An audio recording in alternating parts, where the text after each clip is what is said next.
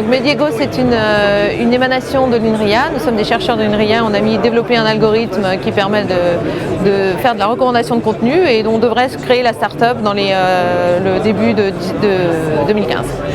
Alors qu'est-ce qu'on fait dans Mediego? Eh bien on fait de la recommandation de contenu. Donc l'objectif c'est de proposer des contenus qui soient d'intérêt pour l'utilisateur sans qu'il ait à s'enregistrer dans une catégorie particulière. Donc on va simplement reposer sur son historique de navigation qui à partir de cet historique on va pouvoir construire un profil de cet utilisateur.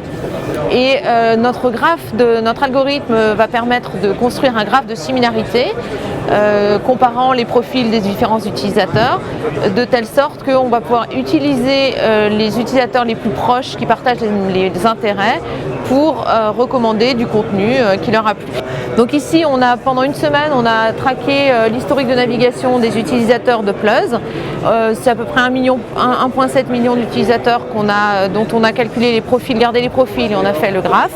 Donc là, j'émule un nouvel utilisateur qui arriverait dans le système. Donc ici, j'ai regardé secret d'histoire. Donc déjà, on voit que, alors même que mon profil est encore très petit puisque j'ai un seul objet, on voit qu'on a un certain nombre de recommandations qui sont reliées à ça. Et on voit ici la position de ce nouvel utilisateur dans le graphe de similarité. Donc ici, par exemple, je vais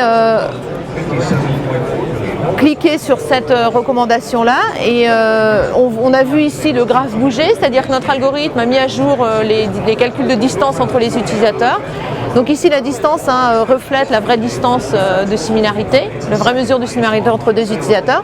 Et ici ce qu'on voit c'est que les recommandations qui sont ici émanent en fait des contenus qui sont les plus populaires parmi les utilisateurs les plus proches de celui-là. Donc par exemple ce qui est intéressant c'est que au-delà, donc là on avait cliqué quasiment que sur des magazines ou de documentaires et on voit qu'en fait on a un certain nombre de contenus, donc par exemple Castle ou Plus belle la vie qui sont des séries donc qui ne sont pas liées à ce que je viens de regarder et qui pour autant viennent d'apparaître ici dans les recommandations. C'est déjà en service aujourd'hui, donc vous pouvez en 3 clics installer ça sur à peu près n'importe quel site web. Donc on peut, c'est immédiat. À quel prix? On va être sur une formule d'abonnement donc qui va dépendre donc, probablement avec une offre de base qui pourrait être à 99 € par mois par exemple, c'est ce qui démarre. Mais on peut aussi on va probablement avoir une offre qui dépendra du trafic en fait du site puisqu'il faut qu'on gère ça côté serveur. Voilà.